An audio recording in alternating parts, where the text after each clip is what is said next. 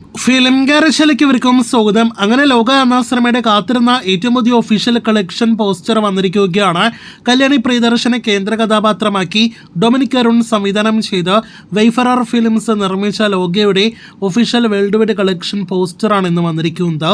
ഈ കാണുന്നതാണ് ഇന്ന് വന്നിരിക്കുന്ന സിനിമയുടെ ഏറ്റവും പുതിയ ഒഫീഷ്യൽ കളക്ഷൻ പോസ്റ്റർ. അങ്ങനെ ലോക ട്രാക്കേഴ്സ് കളക്ഷന്റെ അടിസ്ഥാനത്തിലാണെങ്കിലും ഒഫീഷ്യൽ കളക്ഷന്റെ അടിസ്ഥാനത്തിലാണെങ്കിലും 300 കോടി വേൾഡ് വൈഡ് കളക്ഷൻ കടന്നിരിക്കുന്നു. മലയാള സിനിമയിലെ ആദ്യത്തെ 300 കോടി ഗ്ലോബൽ ബോക്സ് ഓഫീസ് കളക്ഷൻ വരുന്ന സിനിമ കൂടിയായിട്ട് ലോക ചാപ്റ്റർ 1 ചന്ദ്ര എന്ന മലയാളത്തിന്റെ ഫാന്റസി സിനിമാറ്റിക് യൂണിവേഴ്സിൽ പെടുന്ന ആക്ഷൻ ത്രില്ലർ സിനിമ മാറിയിരിക്കുന്നു. ലോക 300 കോടി ട്രാക്കേഴ്സ് കണക്കിൽ കളക്ഷൻ കടന്നിട്ട് 2 ദിവസമായി. ശനിയാഴ്ച രാത്രിയാണ് സിനിമയുടെ കളക്ഷൻ കടന്നത്.